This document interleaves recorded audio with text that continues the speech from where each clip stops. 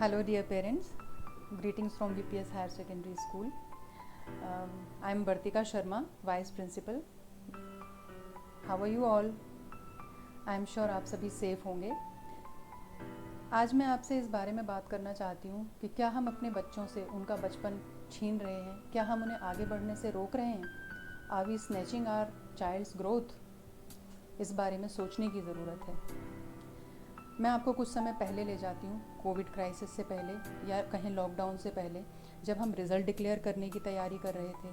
KG के बच्चे convocation की तैयारी कर रहे थे. न्यू एडमिशन, न्यू सेशंस की शुरुआत की तैयारियाँ हो रही, जोर से चल रही थी. फिर जैसे ही 3 दिन के कर्फ्यू और फिर उसके बाद लॉकडाउन लगा, सब कुछ थम सा गया. जो जहाँ था, जैसा था, वैसा ही रह गया. हम इसी के साथ जीने की आदत डालने लगे. इस लॉकडाउन में हम सभी परेशान थे कि हम कैसे अपनी लाइफ को आगे चलाएं. इस लॉकडाउन ने हम सभी की लाइफ में कुछ ना कुछ चेंजेस लाए हैं. इसने हमें समय दिया है कि हम अपनी ज़िंदगी की भागम भाग से कुछ देर के लिए रुक कर अपनी ज़िंदगी में झांकें, चीज़ों और परिस्थितियों के लिए देखने के अपने नज़रियों को बदलें. कुछ पुरानी आदतें जैसे मिलना जुलना छोड़कर कुछ नई आदतें जैसे सोशल डिस्टेंसिंग और डिजिटलाइजेशन को अपनाएं, जिससे हम खुद को अपने ज़्यादा सुरक्षित बना सकें. परंतु यह बहुत स्वाभाविक है कि जब हम किसी नई तकनीक या वस्तु को अपनाने की बात करते हैं तो सभी लोग उसका खुले दिल से स्वागत नहीं करते, उसे जल्दी से नहीं अपनाते. According to Rogers adaptation curve, अगर हम देखें तो सिर्फ 2.5% लोग ही वो हैं जो इनोवेटिव होते हैं, जो नए आइडियाज़ लेकर आते हैं.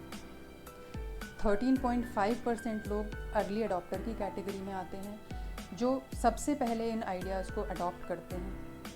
34% अर्ली मेजॉरिटी में आते हैं, जो अर्ली अडॉप्टर को देखकर उन नई तकनीकों को, नए आइडियाज़ को, नई आदतों को अपना लेते हैं. फिर 34% लोग आते हैं जिनको कि हम लेट मेजॉरिटी बोलते हैं, जिन्हें थोड़ी देर में उन चीज़ों की इम्पोर्टेंस समझ में आती है और फिर वो उन आदतों को, उन तकनीकों को अपनाते हैं. और सबसे लास्ट में आते हैं लेगार्ड्स. इसमें लगभग 16% लोग आते हैं जो सब कुछ जानते और समझते हुए भी उन चीज़ों में कोई इंटरेस्ट नहीं लेते, नई टेक्नोलॉजी को नहीं अपनाते. तो जब यहाँ मैं स्कूल के कॉन्टेक्स्ट में नई टेक्नोलॉजी की बात कर रही हूँ तो मेरा आशय ऑनलाइन एजुकेशन से है, जिसके बारे में हमारे director mister Amit Singh Rajput already आपके साथ एक वीडियो शेयर कर चुके हैं. तो मैं उस बारे में डिटेल में नहीं जाना चाहूँगी, बट मैं आपको सिर्फ ये बताना चाहूँगी कि ये कॉन्सेप्ट विदेशों में काफ़ी प्रचलित है, लेकिन हमारे देश में इसे पहली बार इतने व्यापक रूप में अपनाया गया है, वो भी स्कूल लेवल पर. तो अब मैं ये जानना चाहती हूँ कि हमारे पेरेंट्स इस टेक्नोलॉजी के अडेप्टेशन के मामले में किस लेवल पर हैं, क्योंकि मैं चाहती हूँ कि अगर आप पहली या दूसरी कैटेगरी में नहीं आते हैं तो एटलीस्ट आप तीसरी कैटेगरी, जो अर्ली मेजॉरिटी की है, जिसमें 34% लोग आते हैं, उसमें तो कम से कम शामिल हो ही जाइए. जब लॉकडाउन चल रहा था तब सभी लोग काफ़ी दबाव में थे. बहुत सारे स्कूल्स ने ऑनलाइन क्लासेस शुरू कर दी थी. हम भी काफ़ी खुद को दबाव में महसूस कर रहे थे, क्योंकि हम इस नए तरीके के लिए तैयार नहीं थे. हमारा स्कूल एक छोटा स्कूल है जो आप सभी के सहयोग से स्थापित होने की कोशिश कर रहा है. तो जिस समय लॉकडाउन लगा, हमारी काफ़ी फ़ीस का कलेक्शन बाकी था, स्टाफ की सैलरी होना बाकी थी. ऐसे में हम उन स्कूलों से कैसे होड़ कर सकते थे जिनकी पर मंथ की फ़ीस ही 2,500 से 5,000 रुपये के बीच हो. लेकिन जब हमने देखा कि ये नामी गिरामी स्कूल ऑनलाइन एजुकेशन के नाम पर जो सिखा रहे थे वह कहीं से कहीं उनके स्टैंडर्ड के अनुरूप नहीं था, तब हमने ये डिसाइड किया कि चाहे भले हमारे पास उनके जैसा प्रॉफिट नहीं है, लेकिन हम अपने स्कूल्स को ऑनलाइन, अपने स्टूडेंट्स को ऑनलाइन एजुकेशन ज़रूर देंगे. फिर जैसे ही लॉकडाउन फ़ेज़ ख़त्म हुआ, अनलॉकडाउन फ़ेज़ 1 शुरू हुआ और स्टाफ ने स्कूल आना शुरू किया, हमने उनको ऑनलाइन एजुकेशन के लिए 15 डेज़ की ट्रेनिंग कराई. स्कूल में ऑनलाइन एजुकेशन के लिए टूल्स अवेलेबल नहीं थे.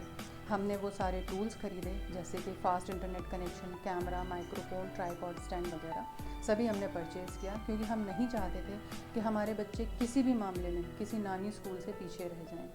रात दिन एक करके धीरे धीरे हमारे टीचर्स ने क्लास नर्सरी से लेकर 12 तक के लिए स्टडी मटेरियल रेडी किया.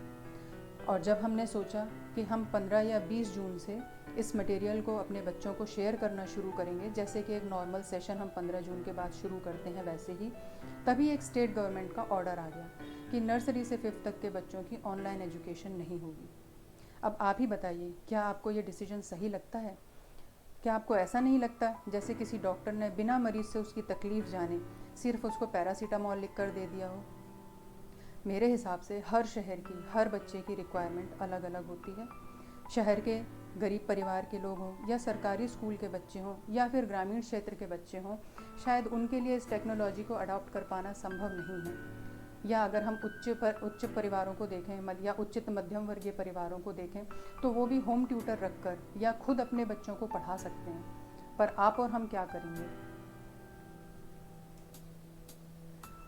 क्या आप खुद सोच कर बताइए, इन 3 महीनों में आपने अपने बच्चों को क्या नया सिखाया है? क्या आपने वो खुद उनकी पढ़ाई से जुड़ी हुई कमज़ोरियों को दूर करने के लिए कोई कदम उठाए हैं? क्या उनके डेली रूटीन में कोई बदलाव आए हैं? आपको ऐसा नहीं लगता कि उनका टीवी देखना कहीं ज़्यादा बढ़ गया है? उनमें फ्रस्ट्रेशन और चिड़चिड़ापन कहीं ज़्यादा बढ़ गया है? अगर इन सभी का उत्तर हाँ में है, तो आप ये बताइए कि अगर यही हालात अगले 2 या 3 महीने और रहेंगे, तो क्या ये बच्चे नॉर्मल रेगुलर बच्चों की तरह वैसे ही स्कूल वापस जा पाएंगे जैसे वो लॉकडाउन से पहले जा रहे थे? एक छोटी सी स्टडी मैं आपके साथ शेयर करना चाहूँगी। अकॉर्डिंग टू साइकोलॉजिस्ट, अगर हम 1 साल में अपने ब्रेन को कुछ नया नहीं सिखाते हैं तो हमारा दिमाग 3 साल पीछे पहुंच जाता है। जैसे एक एग्जांपल लेते हैं, सपोज़ अभी अगर आपका बच्चा 5 साल का है और आप उसको अगले 1 साल तक कुछ भी नया नहीं सिखा पा रहे हैं, तो जब वो बच्चा 6 साल का होगा तो असल में उसके दिमागी उम्र 3 साल के बच्चे के बराबर होगी। तो मैं ये नहीं कह रही हूँ कि आप अपने बच्चे को नहीं पढ़ा सकते, बिल्कुल आप पढ़ा सकते हैं, बल्कि शायद आप एक माँ और एक टीचर दोनों का रोल भी निभा सकते हैं।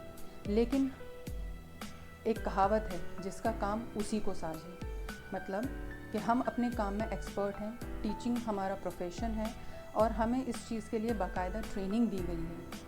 तो हम चाहते हैं कि अगर आप सभी की सहमति हो तो क्लास नर्सरी से 5th तक के बच्चों के लिए जो वीडियोज़ और स्टडी मटेरियल हमने रेडी किया है वो हम शेयर करना शुरू कर दें, जिससे दिन में कुछ समय तो एटलीस्ट उनका रचनात्मक कार्यों में जाए और वो व्यस्त रहें, ताकि उनका दिमाग सही तरीके से सही डायरेक्शन में यूज़ हो पाए। इसी प्रकार मैं क्लास 6 से 12 तक के स्टूडेंट के पेरेंट्स को भी ये कहना चाहूँगी कि उनकी ऑनलाइन क्लासेस ऑलरेडी शुरू हो चुकी हैं, पर बहुत सारे बच्चे ऐसे हैं जो क्लासेस नहीं अटेंड कर रहे हैं या जो स्टडी मटेरियल उन्हें दिया जा रहा है उसको देख नहीं रहे हैं। तो आप प्लीज़ उनके लिए जल्द से जल्द बुक्स और कॉपीज़ परचेज़ कर लें, ताकि वो जो हम उनको वर्क दे रहे हैं वो टाइम टू टाइम कंप्लीट करें और उसे ग्रुप में शेयर करें, ताकि हमें पता चले कि वो बच्चे उस काम को कंप्लीट भी कर रहे हैं। हम अपना काम कर रहे हैं, आप भी अगर सहयोग करेंगे तो इस काम को हम और बेहतर तरीके से कर पाएंगे। बच्चों को हम लर्निंग से दूर नहीं करना चाहते, क्योंकि एक कहावत है, empty mind is devil's workshop but we want creative brains. एक अब्दुल कलाम जी की एक बहुत ही बढ़िया कोटेशन मैं आपके साथ में शेयर करना चाहती हूँ।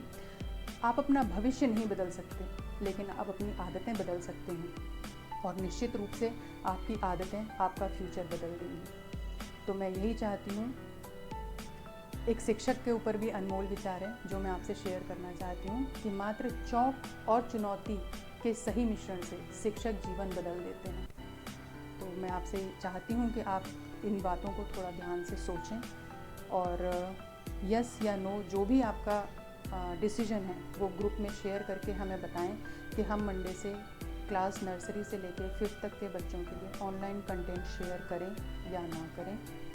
आपने मुझे सुना, इसके लिए आपका बहुत बहुत धन्यवाद।